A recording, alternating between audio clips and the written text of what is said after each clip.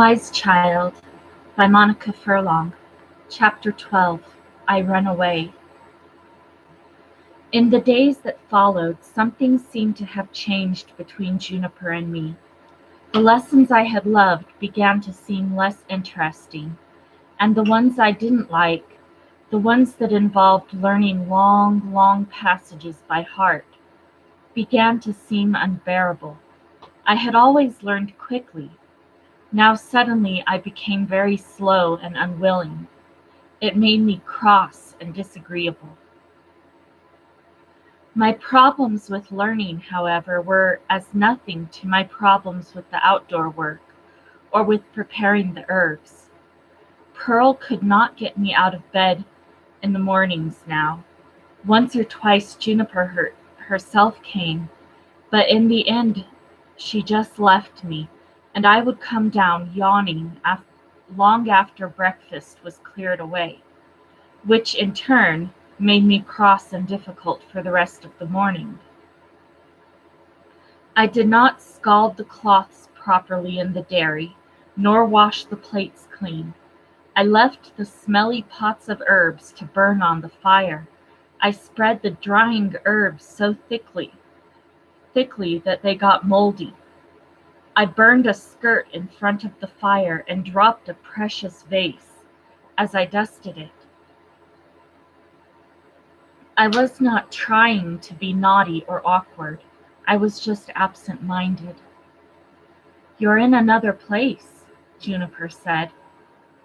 All the things that had given me such delight in Juniper's house, the stories, the lessons, the songs, the lovely and plentiful food, her kindness to me, sitting on her lap, feeling that I was a child whom somebody wanted. All seemed not to matter anymore. I had no idea why. But I had known ever since I had left Maeve that I would have to go to her. One morning when Juniper was away on a root-collecting expedition, and I was yawning over my Latin, I knew that I could not stay with Juniper any longer, that it was time to go to Maeve. I went upstairs, packed a few of my things in a basket, wrapped my warm cloak around me, and set off down the cliff path. It was a fine sunny morning, not too cold, and I skipped and ran, knowing that I must get to Maeve's house before nightfall. I skirted the village so that no one would see me, and I set off on the long walk northward. Since I had lived with Juniper, I had become used to long walks. Filled with good food and wearing good boots, I found them no hardship. I scarcely gave Juniper a second thought. In fact, I did not give anything much thought. It was as if my mind was cleared and emptied, concentrated on just one thing, the act of finding Maeve. I remember very little about that journey, only that, tired and hungry, with twilight curdling over the landscape, I came to Salem and the walls of a great park. Away in the distance, on a rise, I could see a big house. Wearily following the wall of the park for what seemed miles, I came at last to some great iron gates, with a cottage set in the wall beside them. I knocked on the door. I could hear the sound of a crying baby within, but it was a long time before a woman answered the door, a woman with the marks of poverty upon her. Her clothes were in rags, her teeth were black, and her hair was unwashed and uncombed. I could see, beyond her, in a poor room with no fire, several small children, equally bedraggled, sitting on the floor. "Yes," she said. "I have come to see Maeve the Fair. She is expecting me." She didn't say she was expecting anyone. The woman was plainly doubtful that I was telling the truth. "I can't disturb her tonight." "You must tell her I am here, now," I said firmly. "Tell her that her daughter has come to see her." I could see a flicker of interest on the woman's face. You don't look a bit like her, she said. Nevertheless, I am her child. She told me to come. The woman hesitated, then started to take off her apron, though it revealed only an equally dirty dress underneath.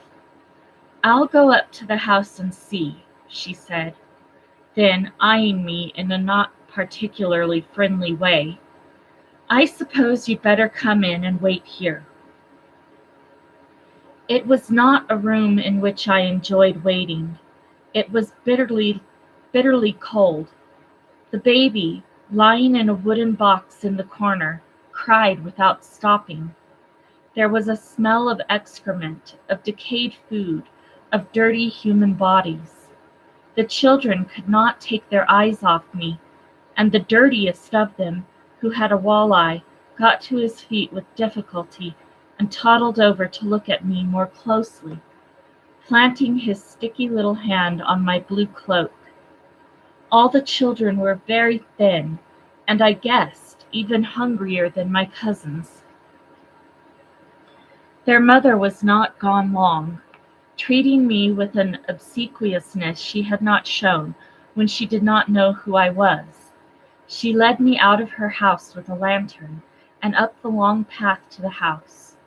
She insisted on accompanying me and led me to the big front door with steps leading up to it and a portico. She knocked on the door, which opened at once into an enormous hall with flags and a huge fire.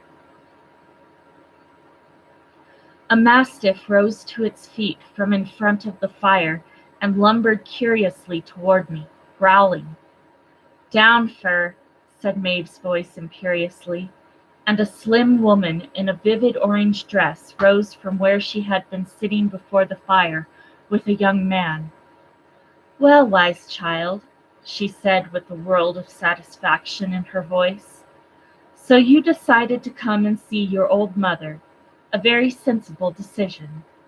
She brushed my cheek with a kiss and rang a small handbell that summoned a frightened-looking girl of about my own age. Take my daughter to her room, she said coldly, and find her some clean clothes. We will eat in half an hour.